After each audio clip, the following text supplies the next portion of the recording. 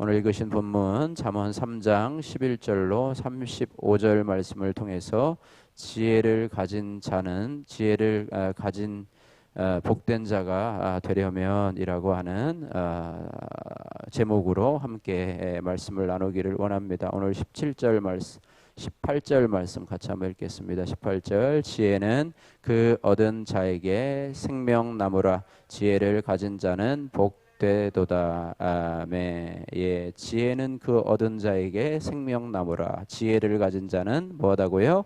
복되도다 이렇게 말씀하고 있습니다. 13절에도 마찬가지인데요. 13절 말씀도 같이 읽겠습니다.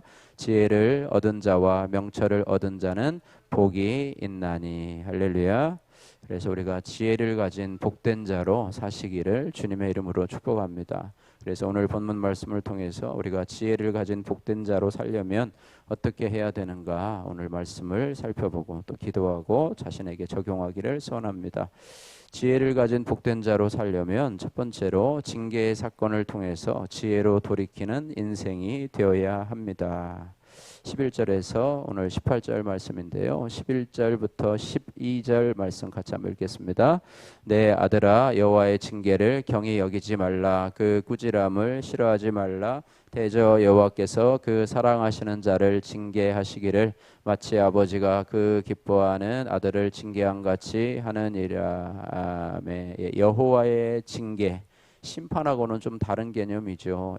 아비가 자녀를 꾸짖는 것, 또 옳은 길로 돌이키기 위해서 조언하는 것, 이것을 여호와의 징계라 이렇게 말하는데요. 그 징계의 사건이 우리에게 있을 때마다 그것을 경히 여기지 말고 꾸지람을 싫어하지 말고 왜 나한테 그러느냐 막 짜증내며 왜 나한테는 왜 나한테만 이렇게 어려움을 주느냐 고난을 주느냐 이렇게 하고 원망하고 불평하지 말고 그 징계를 잘 받으라 말씀하고 있는데요. 대저 여호와께서 그 사랑하시는 자를 징계하시기를.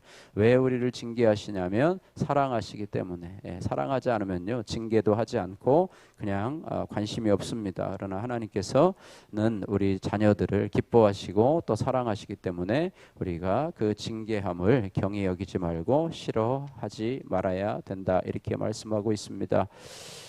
하나님께서는 자기 자녀가요 멸망의 길로 가려고 할 때 멸망의 길로 가지 않도록 그를 사람의 매와 인생 채찍으로 징계하시는 그런 하나님이세요. 따라서 하나님이 사건을 통해서 징계하시고 우리를 꾸짖으실 때 우리는 그것을 원망하지 말고 어떻게 해야 되느냐 회개하면서 돌이켜야 됩니다. 그런 은혜가 있을 때 우리가 지혜를 가진 복된 자로 살 수 있다라고 하는 것입니다. 그래서 다시 주님께로 돌이키는 회개가 바로 지혜와 명철이라고 하는 것입니다. 어리석은 자는 그것을 보고 원망하고 불평하고 주님을 더 멀리하지만 지혜로운 자는 그것을 생각하고 주께로 돌아오는 것이죠. 돌아온 탕자 있지 않습니까? 그죠? 그가 가지고 간 아버지의 재산을 다 호랑방탕하게 이제 다 까먹고 나서 돼지에 치는 그 옆에 앉아서 그 돼지나 먹는 쥐염 열매를 먹다가 그런 깨달음을 얻게 됩니다. 우리 집에서 종살이 하는 사람들은 나처럼 이렇게 살지 않을 텐데 내가 아버지의 집에 돌아가면 아버지가 나를 받아주실까? 나를 종의 하나로 받아주시지 않을까라고 하면서 회개하고 돌아오지 않습니까? 그 남노한 차림으로 돌아오지 않습니까? 그 돌아오는 것이 바로 지혜와 명철이라고 하는 것입니다. 그래서 집으로 돌아와서 아버지의 품에 안겨서 또 아들로서의 역할로 감당하는 것, 이것이 바로 지혜와 명철이라고 하는 것입니다. 그래서 이 지혜라고 하는 것은 지혜와 명철을 얻은 자는 복이 있다. 오늘 13절 아까 읽었는데요. 그러면서 이 지혜가 얼마나 귀한 것인가, 이 돌이키는 지혜, 회개하는 지혜가 얼마나 귀한 것인가, 오늘 14절에서부터 18절 말씀까지 잘 생각하면서 14절에서 17절 말씀까지 같이 읽도록 하겠습니다. 이는 지혜를 얻는 것이 은을 얻는 것보다 낫고 그 이익이 정금보다 나음이니라. 지혜는 진주보다 귀하니 내가 사모하는 모든 것으로도 이에 비교할 수 없도다. 그의 오른손에는 장수가 있고 그의 왼손에는 부귀가 있나니 그 길은 즐거운 길이요 그의 지름길은 다 평강이니라. 지혜는 그 얻는 자에게 생명나무라. 지혜를 가진 자는 복되도다. 예, 지혜로운 여러분들, 또 지혜와 명철을 소유하는 여러분들, 또 하나님께서 우리를 사건으로 징계하실 때마다 그것을 원망하고 불평하지 말고 회개함으로 돌아오시는 지혜로운 자로, 지혜로운 복된 자로 사시기를 주님의 이름으로 축복합니다. 적용의 말씀입니다. 하나님이 나를 돌이키려고 주신 징계의 사건은 무엇입니까? 또 그 사건을 통해서 주께로 돌이킨 복된 인생이 되었음을 고백하고 계십니까? 이런 부분을 여러분 적용해 보시길 바라고요. 두 번째로 지혜를 가진 복된 자로 살려면 지혜로 천지를 지으신 하나님을 의지하고 순종하며 살아야 합니다. 오늘 19절에서 26절 말씀인데요. 하나님은 지혜의 하나님이십니다. 지혜의 근원이 되시는 하나님이신데요. 그 하나님이 천지를 지으셨고 해와 달과 별을 만드셨고 지금도 그것을 다스리고 계시는 하나님이시라 이렇게 말씀하고 있습니다. 19절 20절 말씀 같이 한번 읽겠습니다. 여호와께서는 지혜로 땅을 터에 놓으셨으며 명철로 하늘을 견고히 세우셨고 그의 지식으로 깊은 가다를 갈라지게 하셨으며 공중에서 이슬이 내리게 하셨느니라. 아멘. 할렐루야.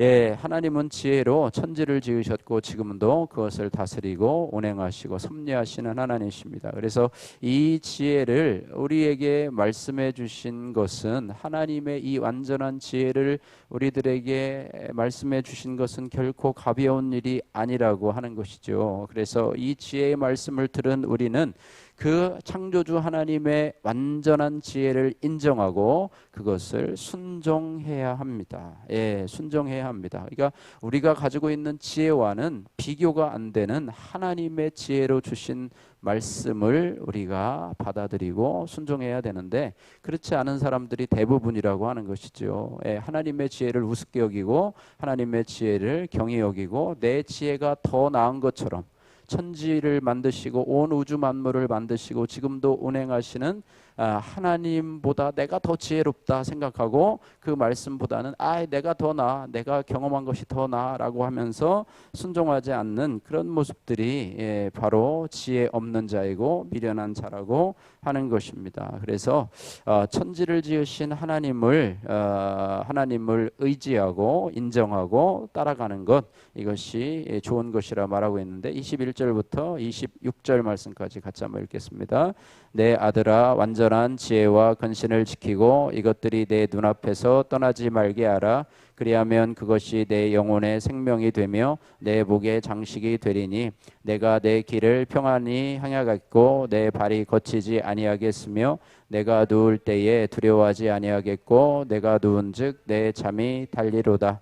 너는 갑작스러운 두려움도 악인에게 닥치는 멸망도 두려워하지 말라. 대저 여호와는 내가 의지할 이시니라. 내 발을 지켜 걸리지 않게 하시니라. 할렐루야.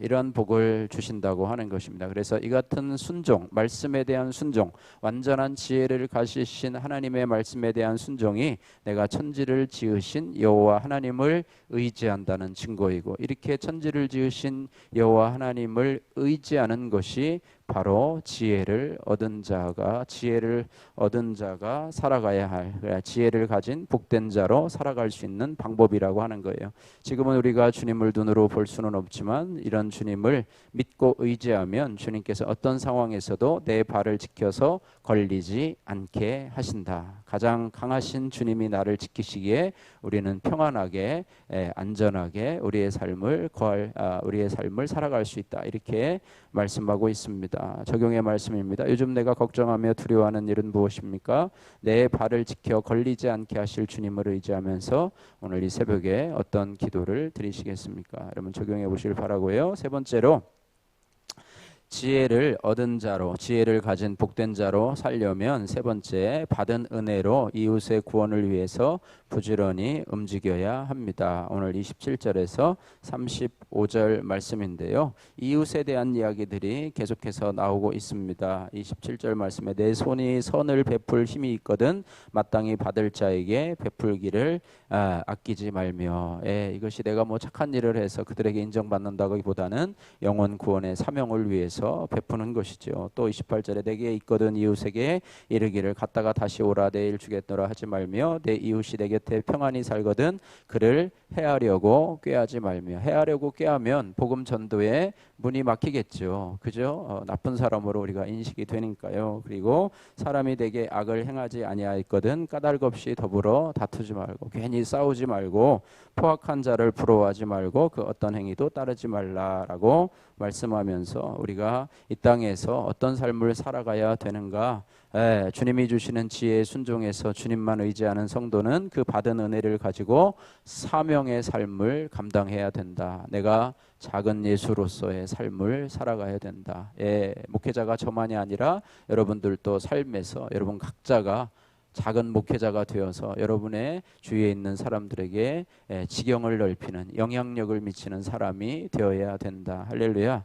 이런 은혜가 바로 하나님이 우리에게 주신 사명이라고 하는 것입니다. 그냥 교회 와서 예배드리고 그냥 죽은 후에 천국 가는 그런 것이 아니라 우리에게 주신 사명을 교회 안에서뿐 아니라 여러분의 삶 속에 여러분의 가정에서도 여러분이 작은 목자가 되어서 또 작은 예수가 되어서 여러분의 받은 사명을 감당해야 된다. 이렇게 말씀하고 있습니다. 때로는 그런 섬김들이 밑빠진 독에 물 붓는 것 일처럼 여겨지고 섬기기는커녕 악을 행하는 사람들이 세상에서 성공하는 모습을 보면서 낙심할 때도 있습니다. 그렇지요, 그죠? 내가 하는 일이 무슨 소용이 있나? 나는 저 사람들은 나보다 더 잘 살고 잘 되는데 저렇게 하나님을 믿지도 않는데 더 잘 사는데 하면서 낙심될 때도 있지만 그러나 우리가 주님과 한편이 되어서 섬기는 사람들에게는 주님의 친밀한 교통하심이 있기 때문에 그는 지치지 않고 사명을 감당할 수 있다라고 하는 것입니다. 32절 말씀 같이 한번 읽습니다. 대저 패역한 자는 여호와께서 미워하시나 정직한 자에게는 그의 교통하심이 있느니라. 이 교통하심이라고 하는 것은요 매우 친밀한 교제를 의미하는데요. 그래서 33절에 악인의 집에는 여호와의 저주가 있거니와 의인의 집에는 복이 있느니라. 33절, 34절, 35절 같이 읽습니다.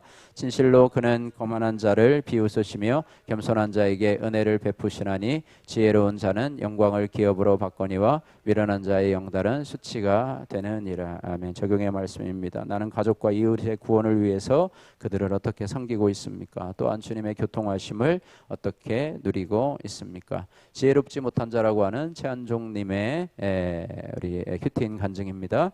불신 가정에서 태어난 저는 군대에서 처음 교회에 나갔다가 세례까지 받았습니다. 그 후 전역하고 사회생활하다가 모태신앙인 아내와 만나 결혼하고 두 아이를 낳았습니다.